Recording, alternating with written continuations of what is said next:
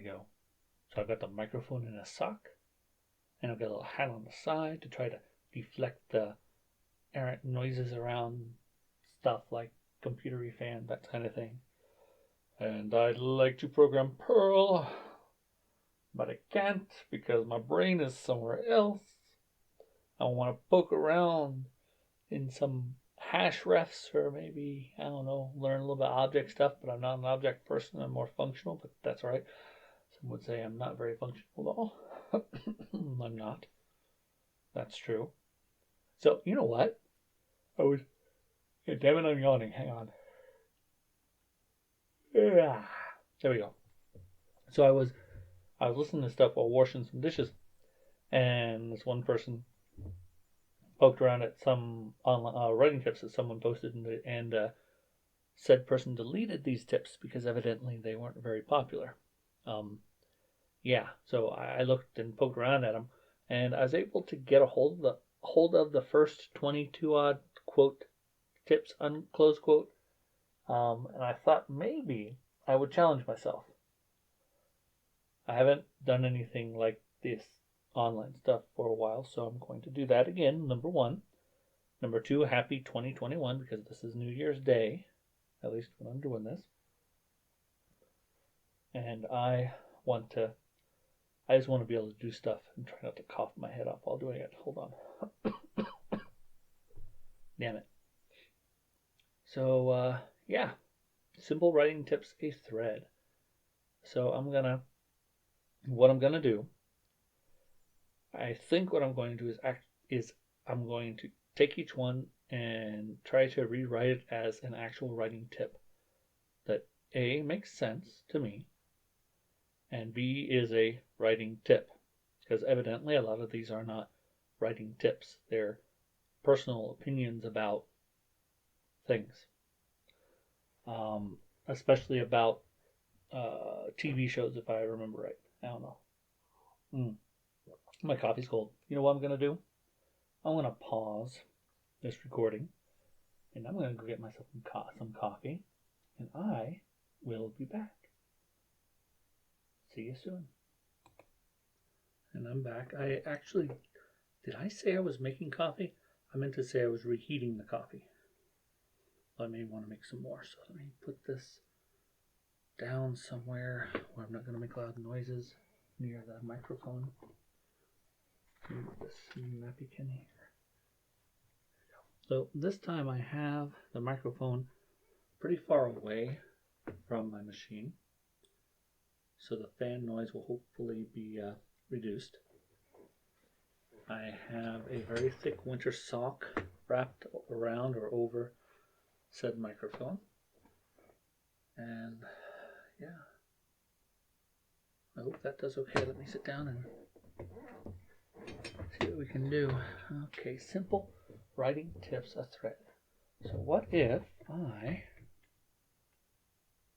Oh dear, hang on. There we go. Sorry about that. Alright, so let's see. We're going to call it now. Let's rename it. Let's do it a subtitle. We're going to call it, let's just call it Simple Writing Tips, a thread. A rewrite of someone's idea of let's try again. How about a rewrite of questionable writing tips? Yeah, well, not sure about that. Oh, and then QQ.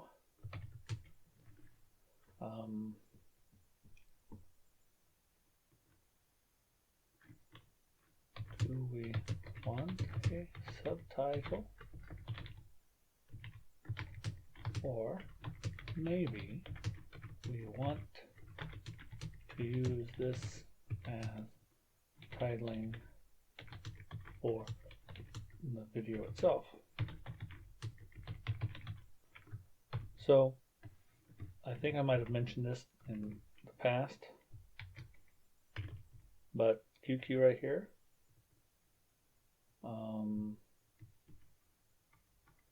that, I use that as a search reference so I can go back in a long text document and search for the string QQ.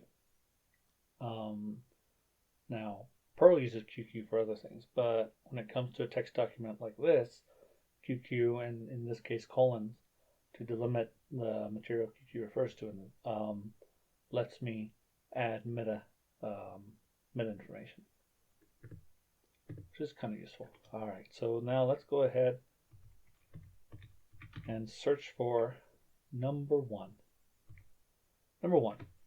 Don't worry about spoilers. If your story is good, spoilers aren't going to make it any less enjoyable. Alright. I don't necessarily mind this too much. That's okay if you don't want to, but this is questionable. Spoilers can make it less enjoyable. Okay, the last part is the one I hate. If spoilers make a story less enjoyable, that means you're relying on cheap shock value. No. Here's what I believe. That I'm gonna add some more. I don't want to go to number 2 too early. All right, so The Sixth Sense, if you've seen it, you don't want to be spoiled because that is not shock value. It is, but it isn't. That's the point, is to surprise you and make you rethink things. There is a, I think I mentioned this before, Ki, Sho, Ten, Ketsu. All right. Ki, introduction of the world. Luke Skywalker lives in a world where this thing called the Force exists. Sure, there's a great big rebellion, and Luke Skywalker and others are working through to stop the quote evil empire, right? And you have all these people. You have Princess Leia, which turned out to be his sister, but that's later. Yada yada yada, doing all that stuff. You have Darth Vader's the scary big baddie in the first episode, in the first movie, and for the most part in the second movie, and then becomes eclipsed by the Emperor in the third movie. 10. This is the change in status quo, the twist. Luke Skywalker's father is Darth Vader. And then Ketsu, the reconciliation of the world with the new information, or the character's new information, or maybe the reader or the listener or the watcher of the film has to reconcile this new information with the rest of the film or the book or the whatever. And so everyone, including the audience, has to reconcile the fact that Anakin Skywalker is not dead, that Anakin Skywalker is Darth Vader. And that actually, Ketsu exists in that way of thinking about it. Ki, right here, actually it starts really with the rebellion now I think about it. Not necessarily Luke Skywalker, but we'll consider it that. We'll just think of Luke Skywalker mainly. Starts in the first Star Wars movie, the first, meaning the first one that was made. Sho is the rest of that movie. You're basically, in the way I'm thinking about it, you're looking at all the rest of the Star Wars, the movie. Then is the occurs at the end of Empire Strikes Back, and Ketsu is the very end of Empire Strikes Back all the way through Return of the Jedi. And I'm not worrying about the rest, the sequel movies and such, because it just adds more stuff to deal with, and that's too much to think about, I think, for me. So yeah, there you go. And this relies on, even though you don't think about it this way, really, this relies on us not knowing who Darth Vader is. It relies on us understanding Darth Vader as simply the bad guy. And then suddenly we find out Darth Vader wasn't always the bad guy.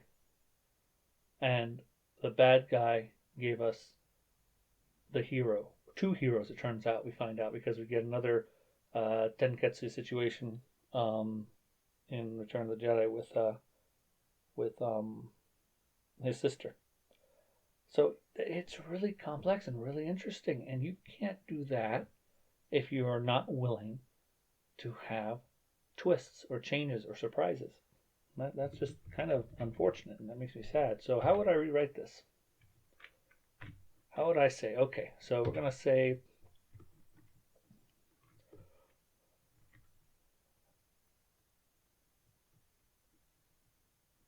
I think, and I'm going to consider writing tips, I'm going to say these are my writing tips for me. I think I should try to write so that spoilers don't spoil everything, so that readers can enjoy a work even when, I guess I should keep going with that, even when that work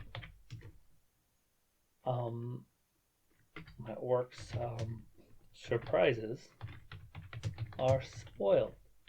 Should I do spoiled or spoiled? I'll go spoiled. Spoiled milk. Spilt milk.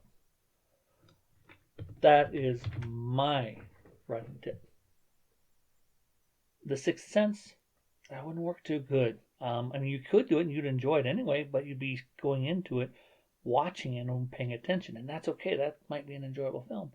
But I saw that in the theaters, and it was a wonderful experience to see that surprise, to go, holy cannoli. I don't want that spoiled for me. Oh crap, I spoiled it for you. Oh, well, I'm sorry. I think it's been out long enough that, oh well. But that's, yeah, I think that makes sense. Same with the Star Wars trilogy. Darth Vader being Luke's dad. It isn't a terrible spoiler, but it does change the way you view the movie, especially watching it for the first time, or watching the films, all of them, for the first time. Which is why I've heard there are alternate viewing orders, because you have all these other films, the prequels and sequels and all, and the ancillary media and books and whatever. And I like, and maybe this is me biased for myself, I like watching those three central films, the films that were made first, because that's how those surprises were revealed and were imagined initially, and that works best for me. I don't know. All right, so that's the first one. Let's go ahead and number 2. This is, okay, the middle point of a story is the best time to get a main couple together. I have no idea. Okay, maybe not. Are you working on a 5-season show? Put your main couple together halfway through season 3. The finale is the worst time because we don't get any time to enjoy it. Okay. All right. This is this right here. And this right here. How about this? Yeah, the finale thing right here.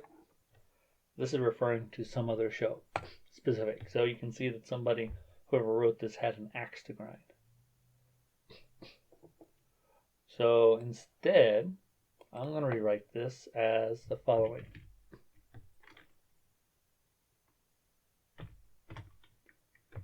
I like to, I'm having some nose problems, I apologize. I'm worried that I'm making noises that are going to be distracting, and I apologize now for that, and I'll try not to. But maybe I can pause and go blow my nose. Let me finish it. Let me try to finish this. I like the idea of relationships solidifying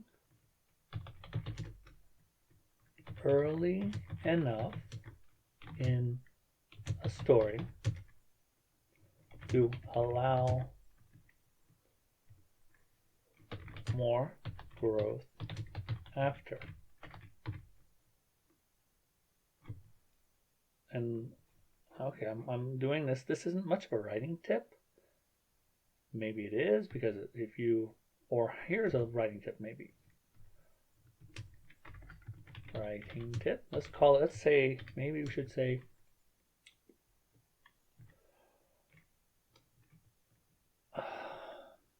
leaving room for relationship growth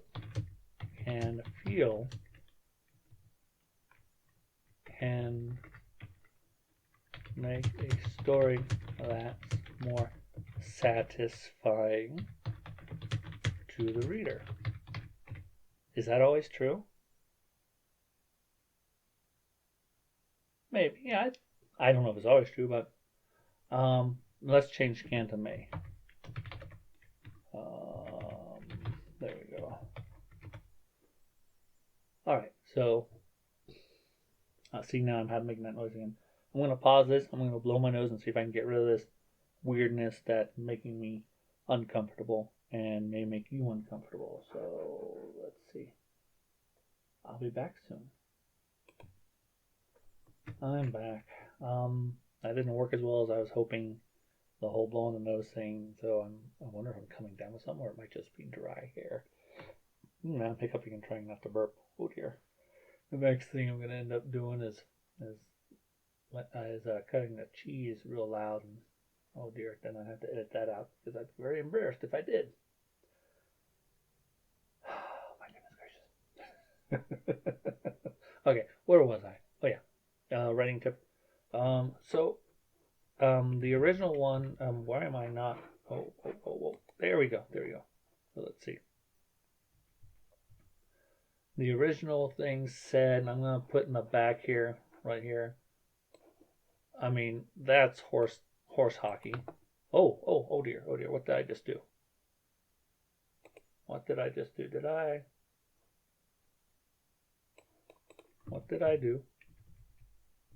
Okay, I'm not sure what I did. I hope I didn't mess anything up. I just made something weird happen. Alright, so finale is worst time, that's horse hockey. This is just referencing some show or other, which is idiotic. This is her thesis. The middle point of a story is the best time to get a main couple together, which I rewrote as something less. Oh no. Sorry. You end up saying, oh well, who cares? Okay. So I ended up rewriting. So this is me thinking about it, my opinion. And this is my opinion turned into a writing tip. Still my opinion. And not absolutely. So leaving room for relationship growth may make a story that's more satisfying to the reader. Meaning, okay, let's have some stuff going on earlier. That's cool. Alright, let's, dear Lord. What the frack? Oh. Bam. There we go. What does this mean? Friends to lovers. That means you have, this is one of those, romance tropes, I think? Where you have people who are friends and who become romantically entangled, which I think would actually lead to some really weird stuff going on when you're dealing with other friends. Maybe, oh, it'd be awesome. Friends, lovers, when they have to deal with the fact their friend relationships, other relationships get mixed up in weird ways. That can be interesting. Enemies to lovers, that sounds awesome. God, this is so fracked up. What is wrong with this person? Okay, this is horse shit. Let's just say this. I'm going to rewrite it as, in changing relationships within the story makes for some potentially crazy shit. Yeah. Cool. There, that's it. Changing relationships within the story makes for some potentially crazy shit. Cool. Enemies to lovers is awesome. Especially, can you imagine? Can you imagine? I mean, it happens, you know. Great spy thrillers where people spies and oh my gosh, this.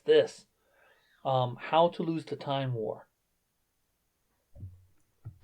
E.G. How frack me to lose the time war. I've never read it. It pissed me off that I haven't read it yet. That isn't. I hear so much about it. I really want to read that. And I'm not sure it's really enemies to lovers. It's really are they enemies at the beginning of the novel? I don't know, but they're the two main characters are pretty much lovers, at least by the end of it. If not early on, I don't know, but I mean that feels like it. That feels like what I'm looking at, and what an awesome thing. I mean, the whole idea that you're opposed in one way or another, either by choice or by circumstance, and you find a connection. Holy shit, that's achievement language. That is awesome.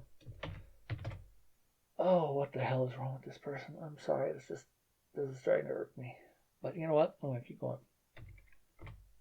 All right, victims of abuse moving away from the negative impacts of their abuse and becoming healthier are not redemption arcs. All right, I'm going to rewrite this IE. That needs to be EG. I'm sorry. Frack me.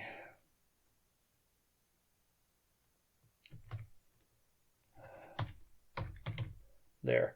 EG means for example. IE means in other words. So I know I'm being pedantic. I'm sorry, but yeah. Zuko. Horseshit. Horseshit, absolute horseshit. Okay, here we go.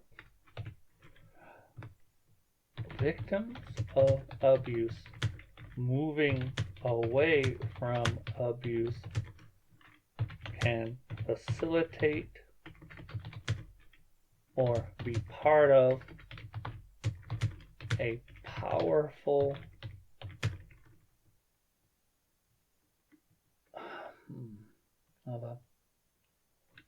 what's the word? Not powerful, maybe powerful or moving emotion, moving powerful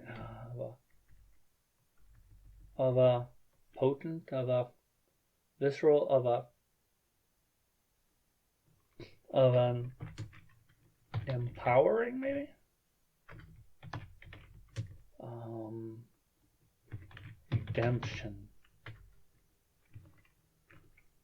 Redemption.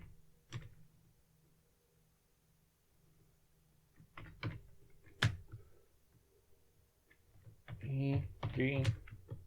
Zuko, who recognizes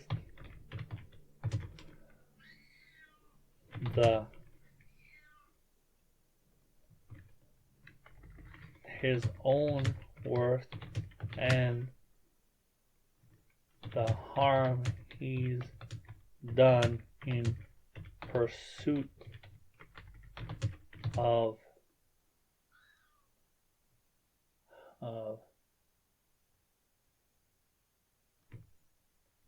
inauthentic something or other. I can't think right now. Something. My brain's going sideways. So yeah. So Zuko moved away.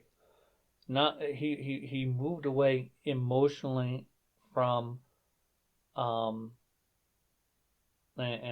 he moved away psychologically, really, and personally from his uncle's. Was his uncle? No, his father's. Got mixed up. From his father's abusive grasp, and in doing so, found his own voice and his own power, his own way to act, and that allowed him to become a better person. And becoming a better person, that's basically, that's the heart of redemption. And beyond that, of course, you help to redress the harms you've done. But, I mean, shit, that's awesome. Okay, student language. Next, these are not really writing tips, though. This is a problem. Okay. Writing tip. redemption is is powerful in a story when it's both an internal and an external journey. Ooh. Okay, so that's what I mean. So the internal journey right here, the internal is Zuko moving away from his false sense of self-worth, and the external is making good on making things better, making good on helping other people whom we hurt.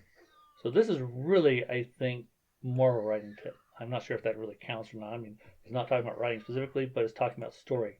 Really, it should be story tip. You know what? I want to change this. I mean, it's not a writing tip. It's a story tip. Should I call this a story tip? Crap. Let's call it story tip instead, because these aren't writing tips. These are story tips. It's not the same thing. I don't know. Maybe I'm being too picky. Oh, hold on. Okay. Number 5. Heroes refusing to kill villains who have been shown. All right. I am such a freaking pedant. I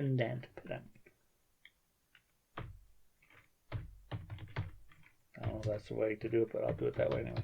Been shown to be actively trying to murder people isn't noble, it's enabling. Yeah, what are you talking about? Last Airbender again? I mean, he is a pacifist. If I remember right, I mean, that's part of who he is profoundly, the dude, the main dude there.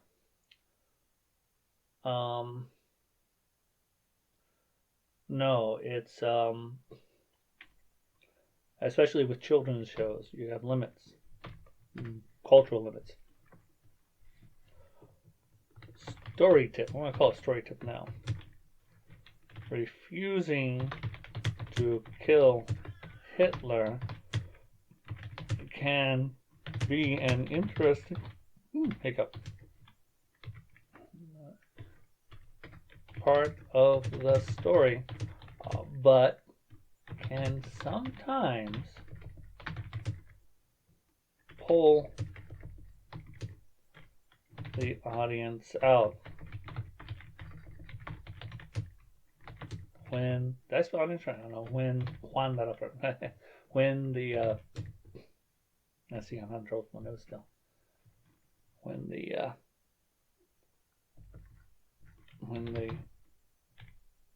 feel that killing Hitler is very, very, very warranted. Alright, so yeah, this story tip specifically about Hitler, but anyone who's, and it really is more complicated when you get into things in real life and all, but even in the story, I mean, it's not easy. Writing to kill someone in a serious environment of a story, say, or a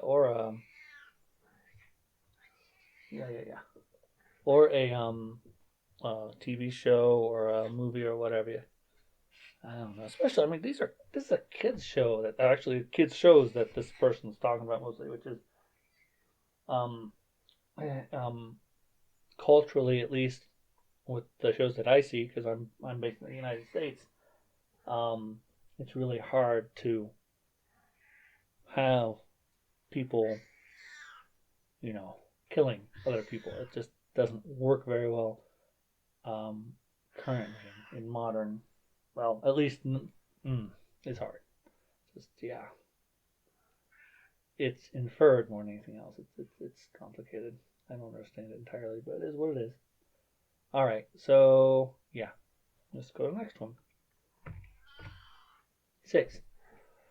Oh yes, 2 women kissing in the last episode of a show after 4 or 5 seasons of trying to murder each other isn't revolutionary. It's fetishized abuse and violence. This is again referencing a TV show. That's it. Has nothing to do with writing, really. It has to do with someone's personal interpretation or sense of a particular story and extending it to other stories. Yes, there are issues with what's called queer baiting, if I remember right, yeah, which is encouraging a larger audience by suggesting a relationship but minimizing backlash by minimizing the relationship at the same time. So that's problematic in a storytelling sense because it's hard to tell a story, and it's kind of mean. So yeah. All right. So let's sorry about that. Let's try it again. Let's say story tip. Let's take this at its face value and say that see the whole trying to murder each other is horseshit. That's the friends to enemy or enemies to lovers thing. Story tip. Don't be shoving too much at the end.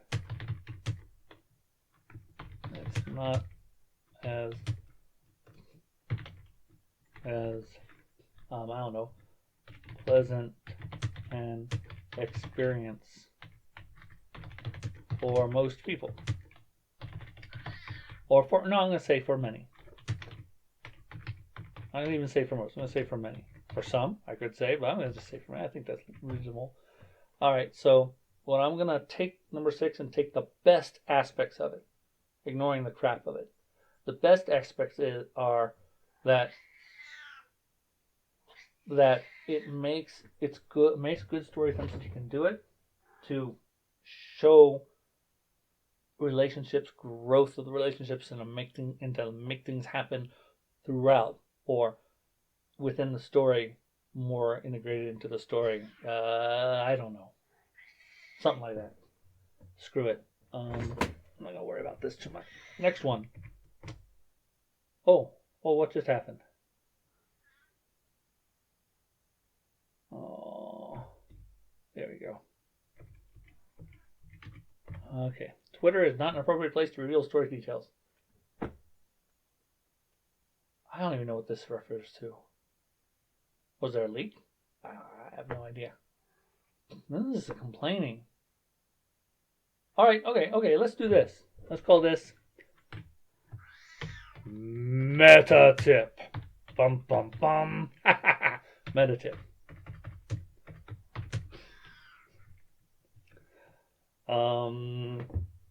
Social media can be dangerous when I think I misspelled. Did I spell dangerous right? Is there supposed to be an E at the end? Dangerous? I don't know. Frack me. Can be dangerous to stories.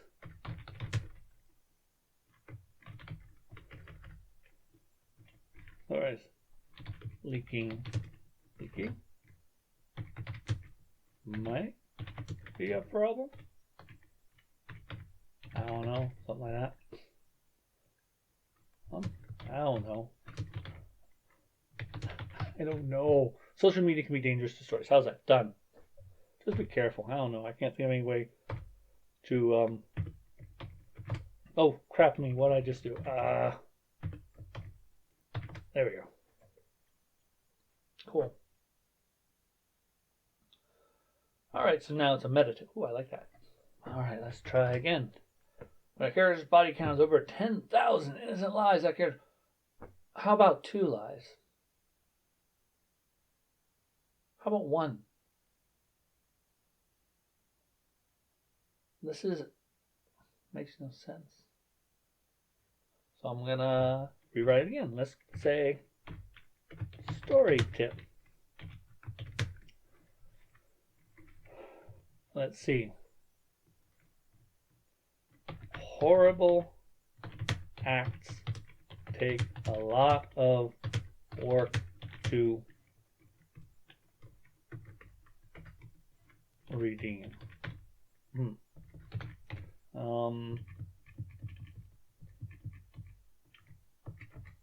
Let's see. Commission commission? Committers. Committers? Did I miss committer? Wait, critter, it looks like commit.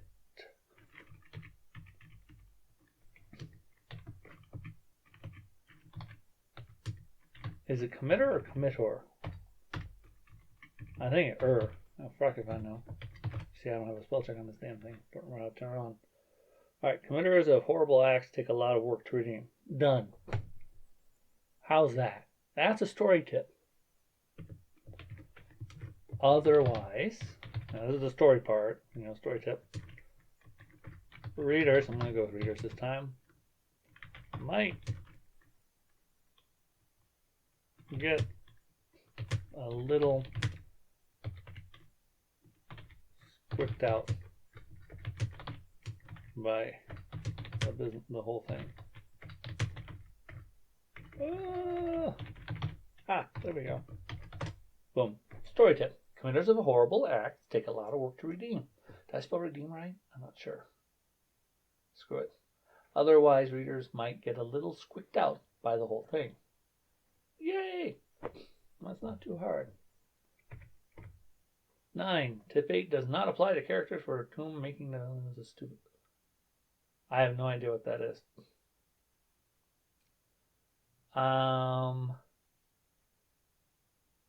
What does this mean? What is this?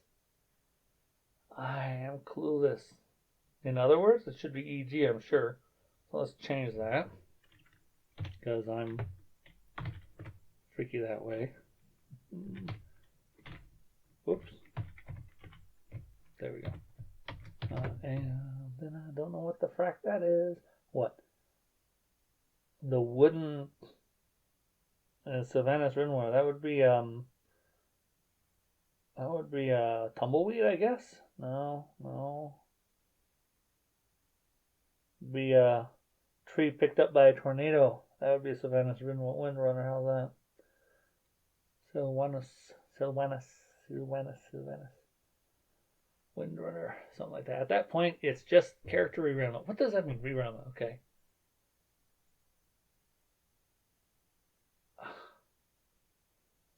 Okay, I'm going to rewrite this. I'm going to take this part.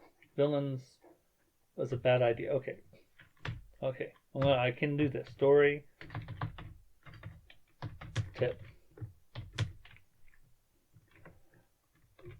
Does this character, the question I guess really, make a good villain? Why or why not? So what I'm saying is change this from tip to question. Alright, so is this character makes sense as a villain? Sometimes not. And that makes sense. Maybe this character, whoever the hell Sylvanus Windrunner is, really wasn't much of a villain or didn't make sense of it as a villain. I don't know. Okay, cool. But, of course, the previous tip made no sense either, so. Oh, frack me. I keep forgetting. Okay. Oh, for frack. Okay, everything in a story is there because the creator wishes me to. Okay, fine. Trying to stay away bigoted story decisions you more than the fallacy because you put it there to begin with. This isn't writing advice. This is audience advice. This is personal advice. I'm not sure.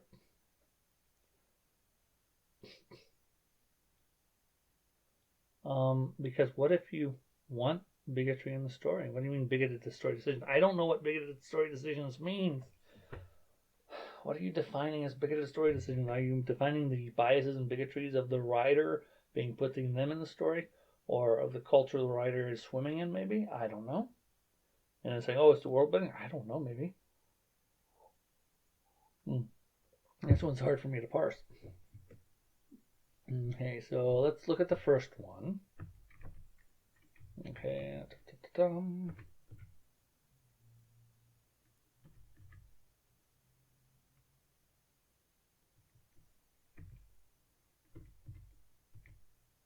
Okay.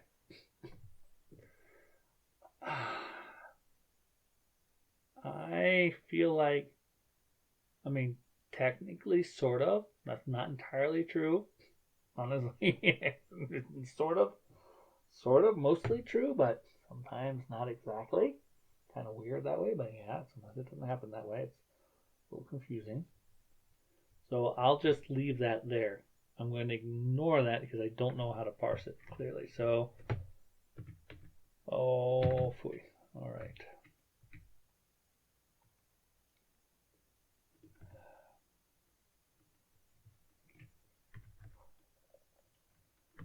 All right, there we go. Trying to explain away bigoted story decisions using world building is a fallacy because you put it there to begin with. All right.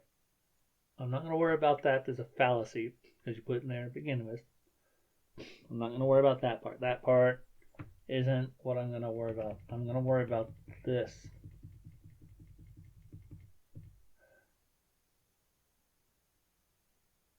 There's only one part of this I don't know. I'm not going to worry about the trying to explain away stuff either. I'm just trying to figure out what are bigoted story decisions.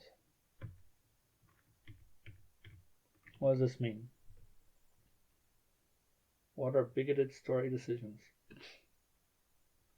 Because examples could be, and for instance, that you're omitting from a historical fantasy, for instance, let's say, you're omitting entire classes of human beings. Part of that, and a lot of it, is simple bias that you just aren't aware they're there, or you're not paying attention, or you're just trying to concentrate on something else. And all those details kind of have to be omitted. And if you don't know they're there, or if you don't have the time to put them in, or actually they don't have to be omitted, but people are going to end up omitting them through ignorance or carelessness or the feeling that you want to deal with something else. But is that a bigoted story decision or a biased one? Okay, biased. Let's take that. Let's take that. All right. I know what to do, I think. Story tip. Another way to throw the audience out of the story is including.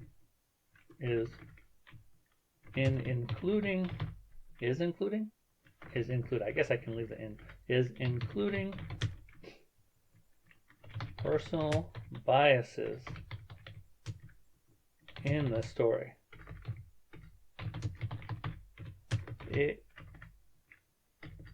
Especially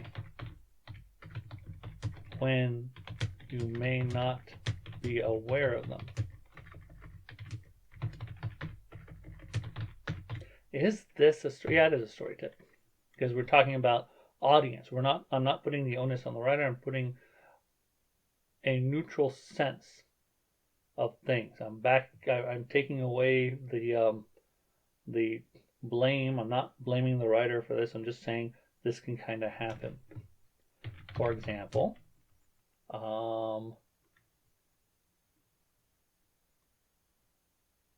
here's an interesting one though. You can actually throw someone out of the story. Oh, hold on. No, wait. Okay, for example,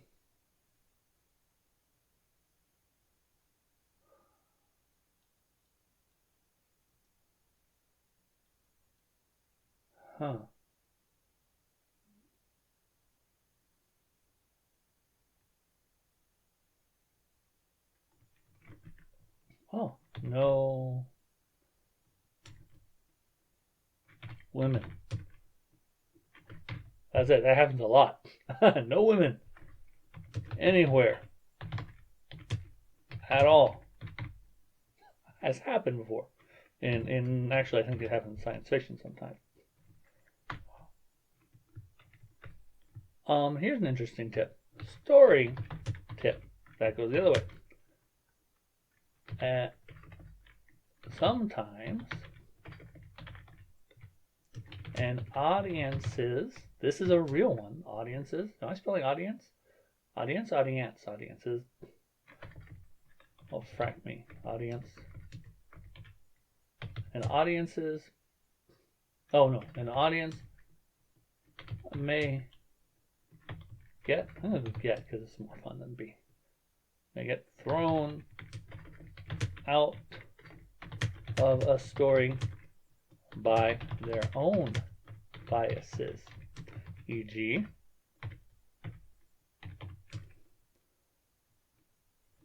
said audience may not realize that there were a hell of a lot of black cowboys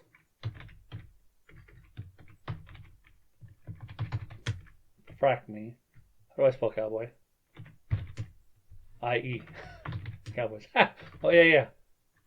That's more fun. Floofy boys. Vaquero. Buckaroos. Buckaroos are cowboys with better fashion sense, is what I hear. I don't know if that's true, but that's what I heard. Black cowboys. When cowboys were everywhere. And then some. See? Yeah, there we go. Yeah. So now I won't call that bigotry because I don't know. Maybe it makes sense to call it bigotry, but I think it's more. I think the term bias is better here. I'm not sure because the audience feels a certain way. Has a sense of the world that's a certain way. My sense of the world is very, very different from the sense of the world that someone in New York City might have, or someone in Fallon, or someone in Mexico City, or someone in Nantucket, or someone in Gibraltar. Wait, yeah. Or someone in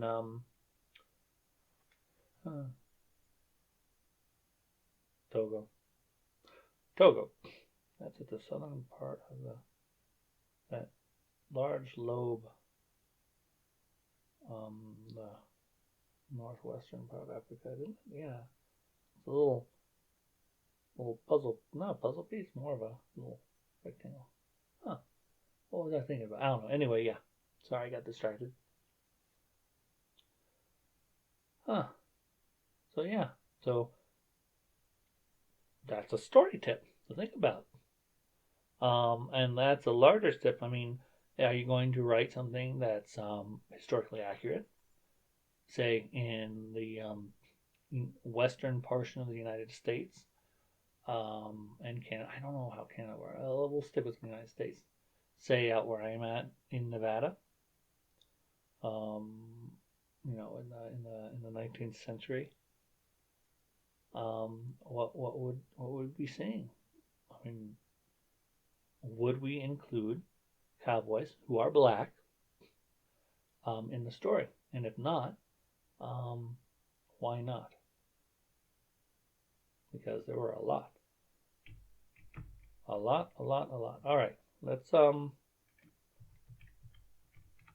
ahead and see the next one. This is interesting.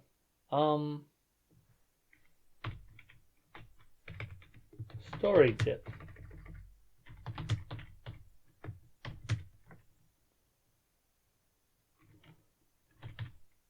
Pedophilia and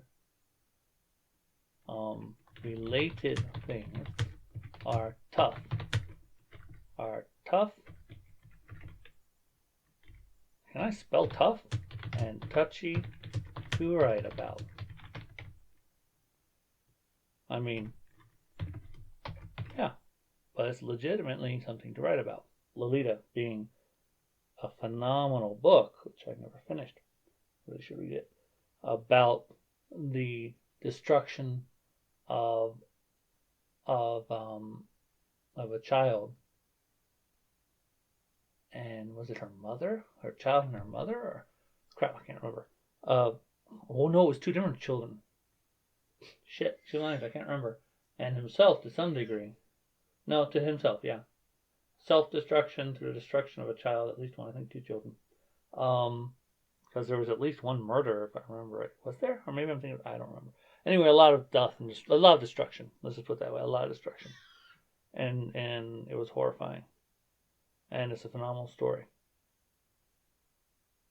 Now, if this person is talking about seeing in a positive light, well, whatever. That's that just is still a touchy subject and can be problematic. And I wouldn't touch it with a 10-foot pole because I wouldn't know how to ride it. And I'd be very uncomfortable writing such a thing in a positive light. So yeah, but that's me. I'm very uncomfortable making this as an absolute value judgment, even though I agree with it on a personal level and a visceral level. I hate making value judgments or like that. Just uncomfortable. Again, don't sexualize teenage characters. I don't know. I mean, 19-year-old is teenage. 20-year-old really should be teenage. 23-year-old should be considered teenage. Thank you. I'm old. 30-year-old, close enough to teenage. Maybe by 50, then you can sexualize someone. I mean, same thing. Story tip.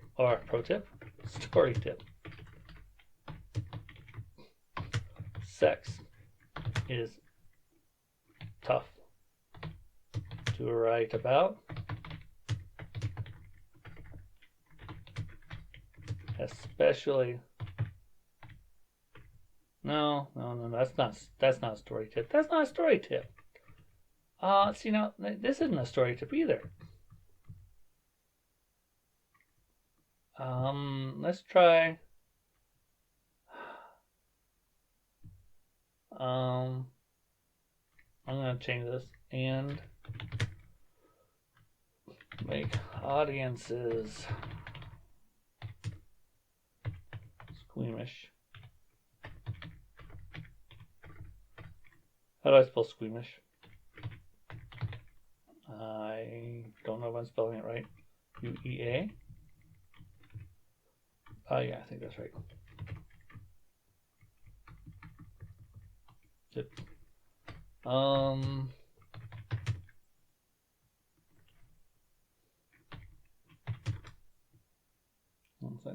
This is weird. Was it Netflix is doing this? There's a show, Big Mouth, something like that deals with this stuff. This isn't the problem with this is this is a value judgment again. I'm not comfortable sexualizing teenage characters, but teenagers are, because that's them. They're sexualizing themselves, their own ideas of things, fan fiction, that kind of thing. But I'm not comfortable with that, so I'll just put sex is weird. Done.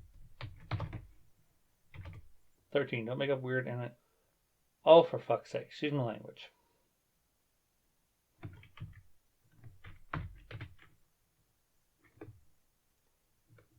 Story tip. I'll put reading tip instead. Different cultures interact with sex in different ways.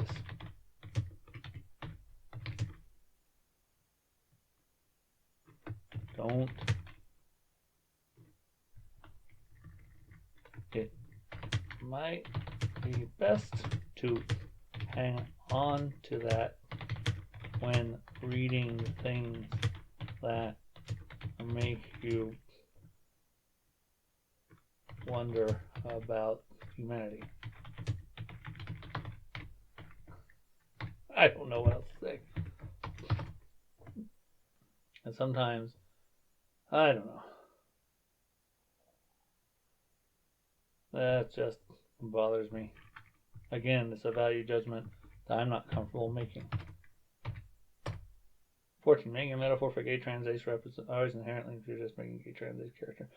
Okay, this is a value judgment again. Alright, story tip. Metaphors. I think metaphors is like that. Metaphor. You want to do an metaphors. Oh, I hope that's right. Metaphor. You want to do that. Metaphor. Shoot. Metaphor. are a useful way to introduce culturally difficult matters into stories to the audience. Why do I say this? Well, because the world is a varied place. The United States, where I am based, is a very, very varied place. So a metaphor allows the introduction of ideas without stating the idea outright, and it lets the concept be part of the audience's life. So sometimes the metaphor is superior because it allows the audience to enjoy something and recognize it later. Rather than seeing the true form of, say, let's say a gay relationship. Here's an interesting thought. Metaphor for gay relationship. Men and women who do not conform to what's expected of men and women in the United States today. For instance, for example, Mr. Mom. That was a movie back in the 80s. I remember I saw it in the theaters. This was who was it? Oh my gosh, I see his head. Not he played Batman in the in the late 80s, early 90s movie. Oh my gosh, I see his face. Oh my gosh, I'm gonna die. Anyway, I'll find it later. Whatever. Diggity, I see his head. He also. Oh, I'm gonna scream. Oh my God, I'm so mad at myself. I can see his face. Oh well, anyway. So Mr. Mom, he played an out of work dad, and his wife, worked, had a job at a high powered something or other, so he had to become a stay at home mom. And this was a long time, not too long ago. What, 20 years, 30 years back, I think, when this was for a lot of people not a big deal, but well, for a lot of people it was still a big deal, I should say. But and so seeing it was a comedy because he was out of his he was. I remember there was a dream sequence where he was being chased by the vacuum cleaner. If I remember, oh, so long ago I saw this, and it was a comedy. It was a comedy because it was a fish out of water, a man doing the home stuff. So now that you don't think that's a metaphor for gay characters, but it actually allows for the introduction of gay characters because you're seeing someone not conforming to gender role expectations, and it's humorous. It's done as humor, but it allows you to say, "Oh wow, this person's doing it," and you start recognizing that working at home is not easy, and that's the kind of thing. That's the kind of thing that metaphors do. So yeah. That's the kind of story that will allow you to bring forward things like gay, trans, and aromantic, asexual, and such representation, because these are strange, queer, being used as back in the day as pejorative, not as much anymore now. And a lot of folks are using it for themselves, trying to. Oh, now there's history there that I'm not very familiar with. It's very interesting though.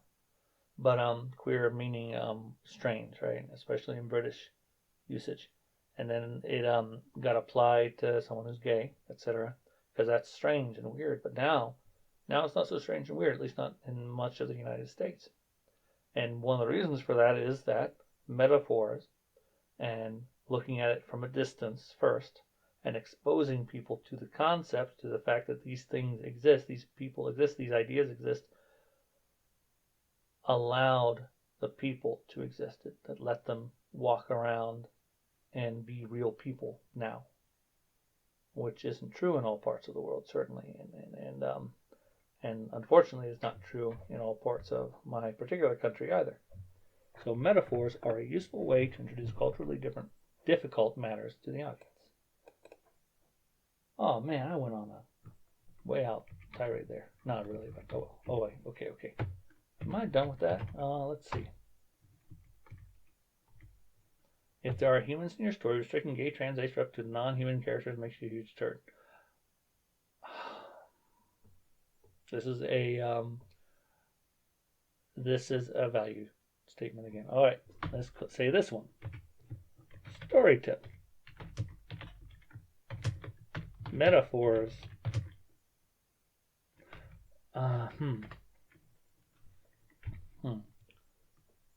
Metaphor. I could use the same thing. Metaphor again. Right. Non-human characters can help when introducing new, potentially touchy ideas. Done. Turning it around. 16. If the only gay man in your work is a foppish diva, you're a huge turd. Oh, I want to fuck off. Student language. Fuck off. Student language. Story tip.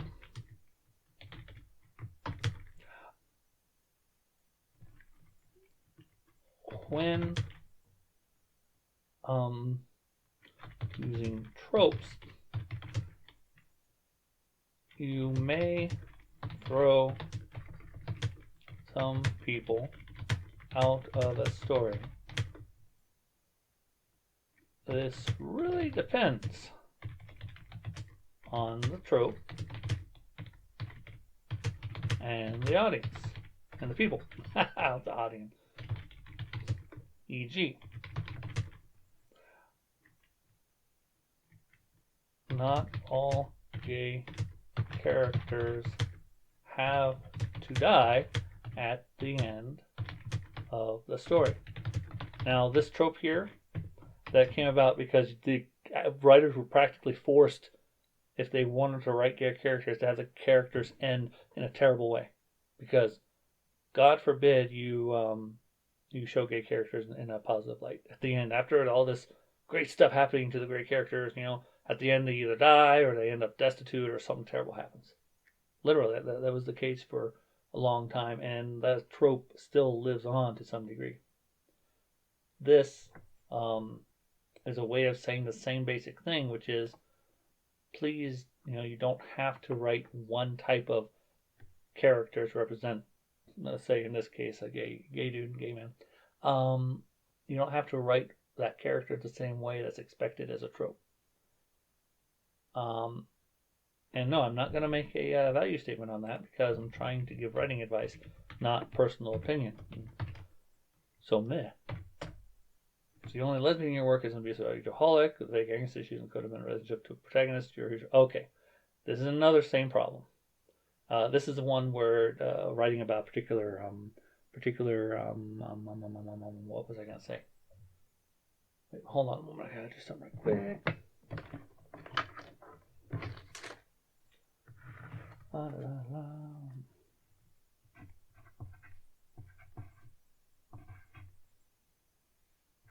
Okay. All right. What was I saying? Okay. If the only lesbian in your work is an abusive alcoholic, yada yada yada. Okay, about some show. All right. Let's go. Writing tip. No, story tip. This is all story tips, not writing tips, really.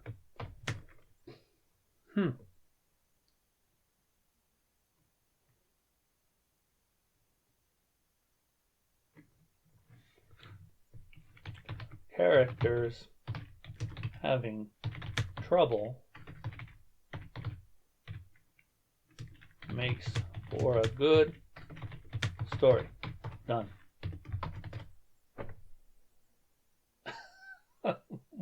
That sounds awesome.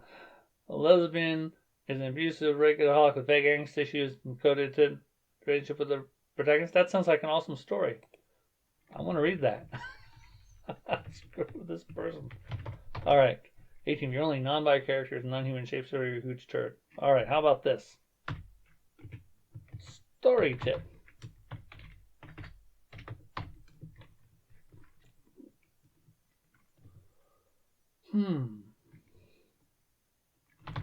It's an interesting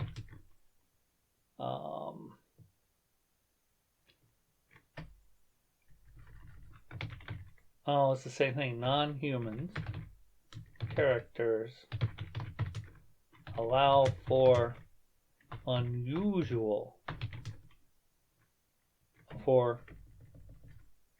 characteristics that are unusual for audiences,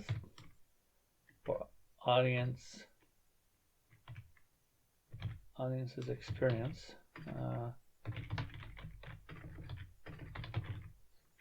Audience experience.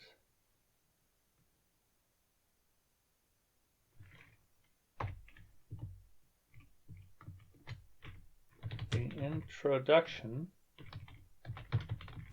of characteristics that are unusual in an audience's experience. Okay.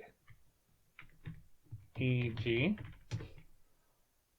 the concept of non-binary, is that one?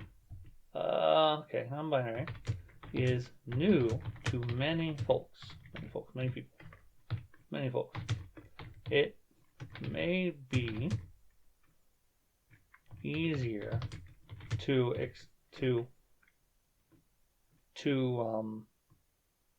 absorb or to experience a story with a non-binary character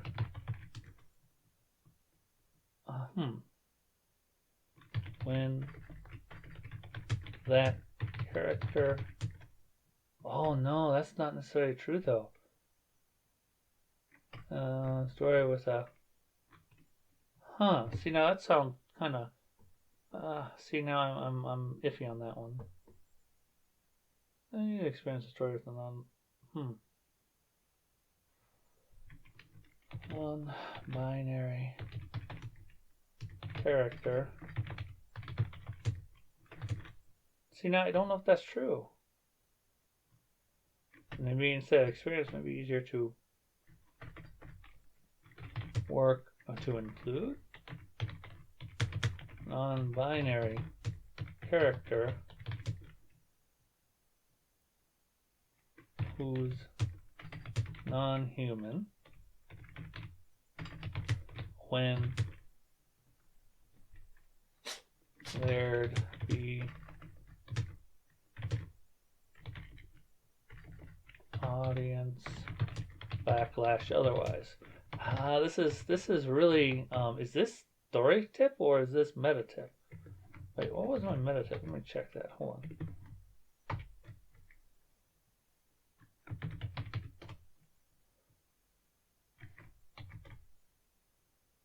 Oh, okay, yeah.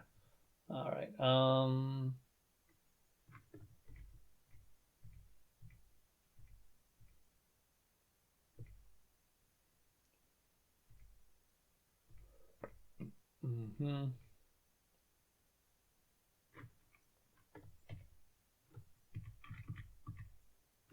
Right. Here. I don't know. This is harder because I'm trying not to repeat myself with the whole metaphor thing, but the truth is, non-human characters allow you to do more stuff. Like you can talk about.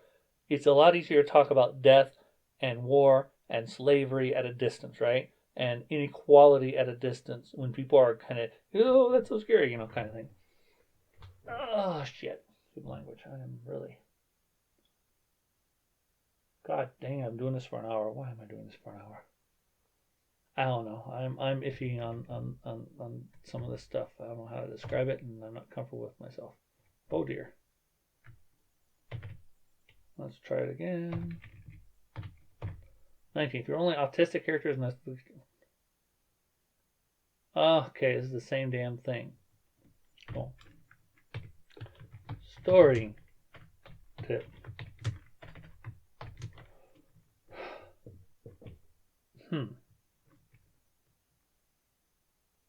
because this makes no sense. How can I turn this to something useful? If you're only it's the same thing. This isn't even a trope. Rain Man was a bit of a trope when it came to this kind of thing. Not necessarily a bad movie, but a trope and limiting in what autism means.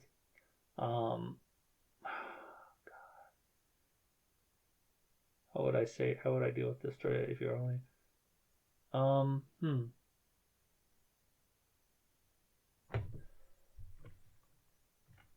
When including characters who have attributes, now this includes the stuff we were talking about before, attributes outside your experience,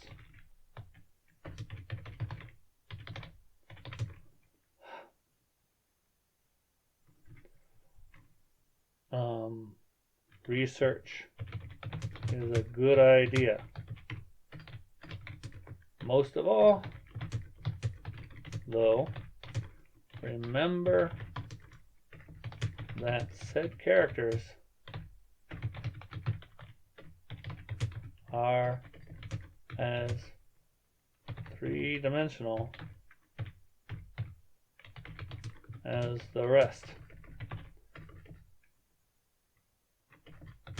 Anyone else? That's important. So we're going to look at this 2 points.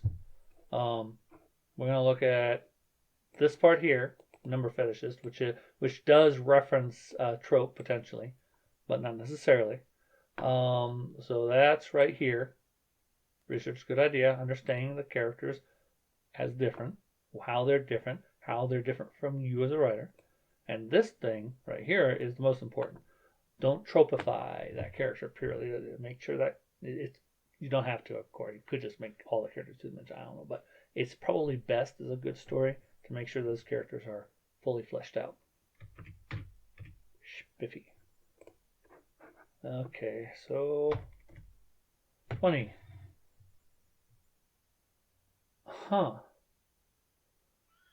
I want to say yeah, but this is a trope. That is an unfortunate trope, and it's a nasty trope in the U.S. especially. And there are real. I don't want to make value judgments, but I'm going to say there are real consequences to this trope, even though sometimes it can be a good story, and probably is, but that's a shoot. Story tip.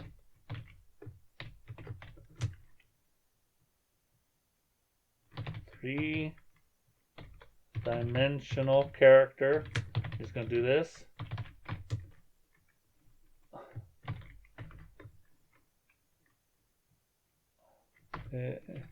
It's usually pretty good to avoid. See, now this is. Oh, I'm making value judgments. I'm not careful. Okay, usually better storytelling to avoid tokenizing,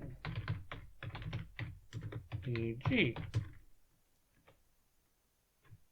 one black character in a story can force that character to become seen as all black characters in that world. Wait. Is this a writing tip?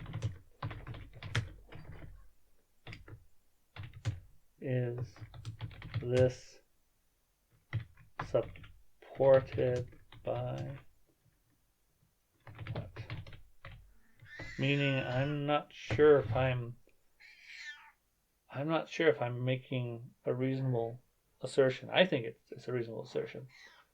But I'm not sure that's absolutely reasonable. I'm trying not to make value judgments, but I think this is generally a bad idea. The whole one, you have one character who is of a particular population or group that is considered marginalized. I'm thinking U.S. right now, United States. Um, and but these are value. These aren't writing tips exactly. I mean, they can be, but they're not. I'm being too strict about what it means to be a writing tip. I think, or a story tip. I think this is my fault. Screw it. Just take that as what you will. It's a reasonable suggestion anyway. Screw it. Come on, the only black one kind of fits. Yeah, you know what? Yeah, I'm gonna change. I'm gonna say story tip.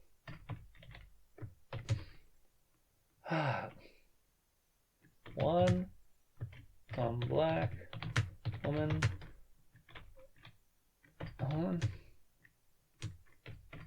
Is she fleshed out? If not, that could be a problem. Let's try story tip.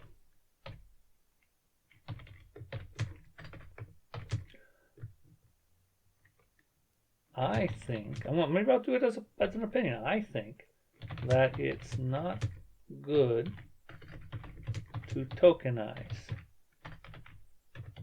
characters. For example, a black woman.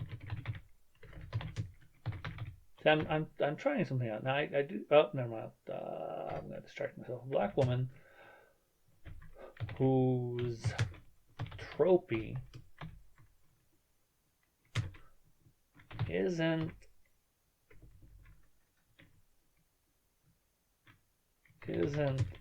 so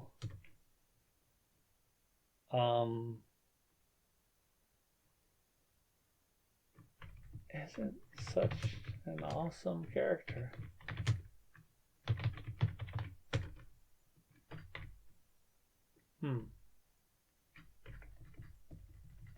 Trophy ends up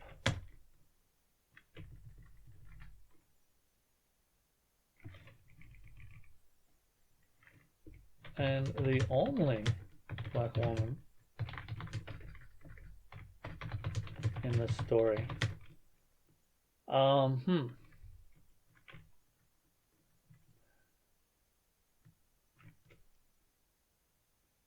Is poor representation. I feel like I'm judging. I feel like I'm judging rather than saying. I don't know. This is hard because I'm putting my own feelings here. And okay, I know. Thus, throwing some audience members out of the story. I'm thinking about that. Thus making the story feel less real. All right, maybe that works. The thing is, tropes are okay. Lots of tropes are fine, as long as you're honestly saying, okay, these are tropes. Maybe I don't know. Yeah, tropes are fine, but this is talking about something slightly different. I think. God bless it. This is really hard and annoying. The only trans woman in your cast is drag queen, all but name. You're a drag. Who's? I don't even know what this means.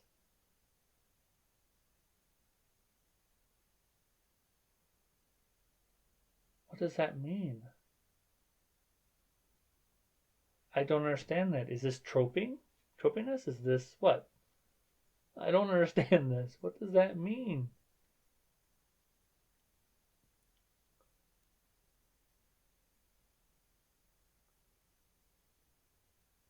I don't understand this. If the only trans woman in your cast is a drag queen, all that name your drag show it. I'll skip that last part. That's a huge value judgment. We're just gonna do okay, we're gonna do this. Trans woman cast is a drag queen. What does that mean? What does that mean?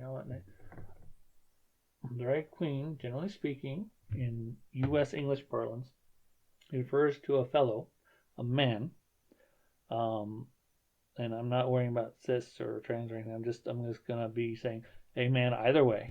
We're just gonna think about it that way and make it. Actually, yeah, that makes sense. Yeah, just yeah. Someone who passes as a man. Someone who does that make sense? Yeah, right. Because traditionally speaking, and traditionally meaning in my mind, maybe 20 years back, a lot of folks, laymen like myself, would consider sex and gender as synonymous, which with some thought they aren't. But now I'm getting off the topic, aren't I? What was I saying? Okay, transgender. Okay, drag queen, guy who dresses as a woman, and basically it's someone who impersonates being a woman, but who is not trans, meaning his brain. We're gonna stick with that. His brain is structured and hormoned and all that stuff as within the range that's considered a man's brain. Male, man, not exactly the same, but we'll pretend. And in that case, I think that works because you're thinking, or maybe another way to say it would be someone whose gender expression is male, masculine, I should say, masculine, but who chooses at points to overlay feminine expression on top of the masculine expression. It's so interesting. I wonder how a drag queen would call it. Many of them, different ones, of course. Different people would be thinking of it different ways. This is so interesting. Huh. What does this mean? I still don't understand it, because if a trans woman has the outward appearance of a drag queen, that just means that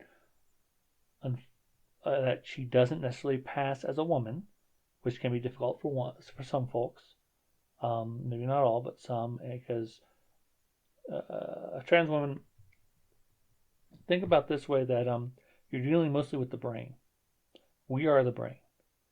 You can imagine if you're, let's say you're a woman in the audience, and your brain was removed from your body and put in a dude's body, right, in a guy's body, but it was still your brain, and for whatever reason your brain still gets the same hormone baths, all the stuff that it just got in the woman's body, but now it's stuck in a man's body. It might be an interesting experience for a while, but for a lot of folks who actually experience this, where the brain is a woman's brain, the body is a man's body, it causes, evidently, it's really interesting, some mental harm, maybe even more than just mental harm, suicides. I understand. Oh, jeez.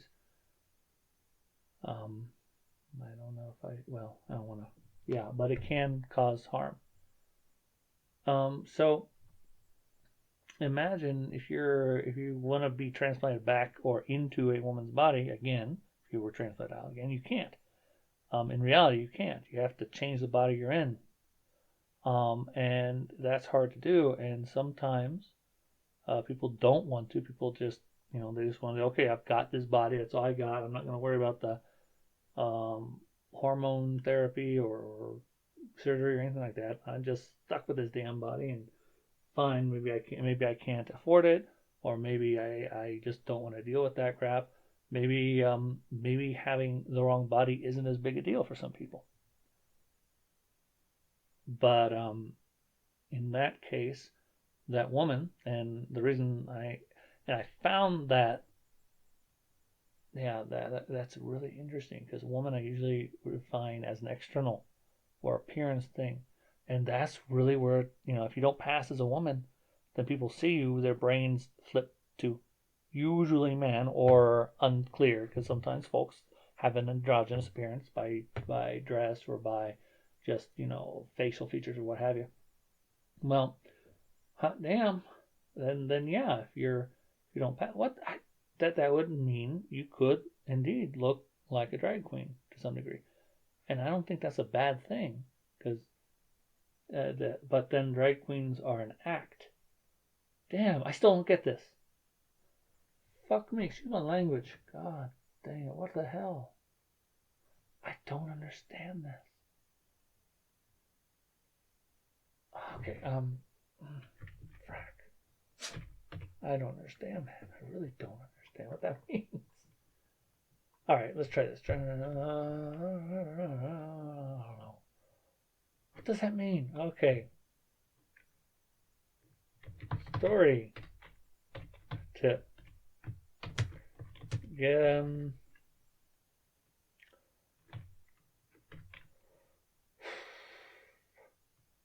I don't understand.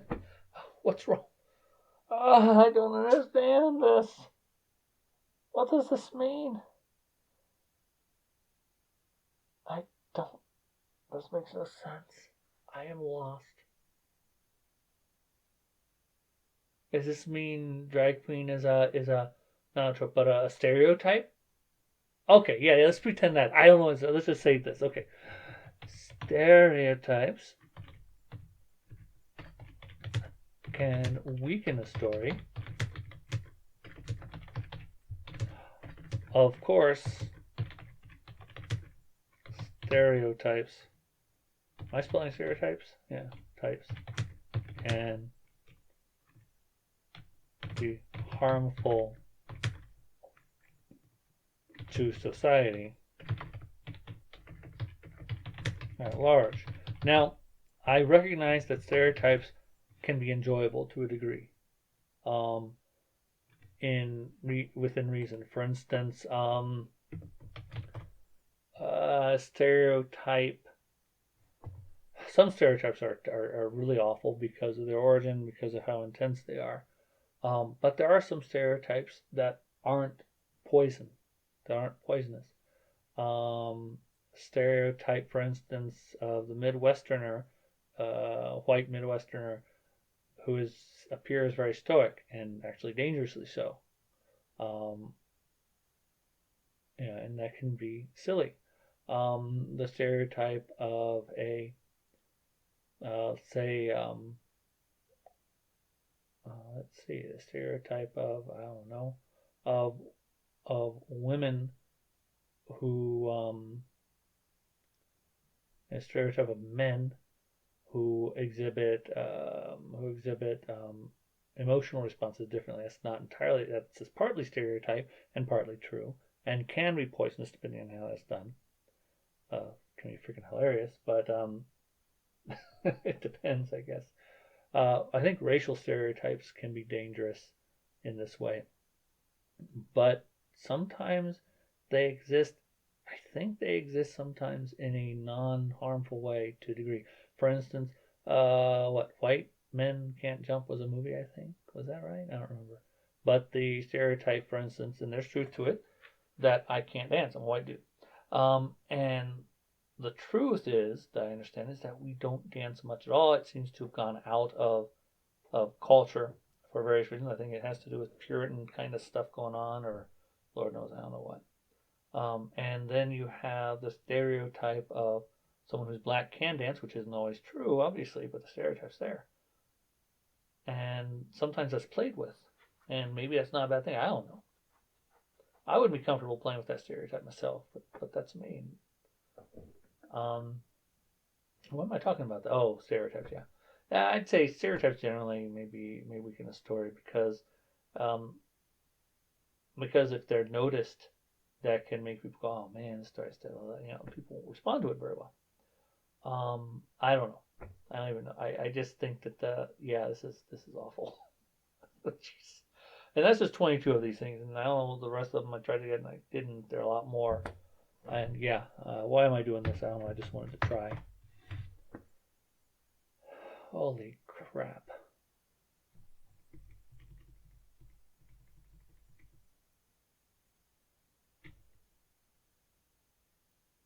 Wow. Alright, so what I'm going to do is I'm going to pause this quickly and check and oh man, it's been 1.5 hours I've done this? Jesus, Mary Joseph. Holy crap. Well, 1.5 hours of staring at this thing. Anyone try to talk to me on the phone? Let me check. Hang on. I really need to not hang up. I need to turn this off so you guys can stop listening. You know, it makes sense. Oh, wow. It's almost 5 o'clock my time. Oh, yeah. Look at that. Huh.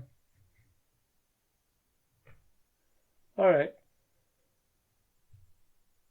I misspelled titling, didn't I? No, that's right. T-I-T-L-E, title. T-I-T-L-I-N-G, titling. I think that's right. Yeah, subtitle.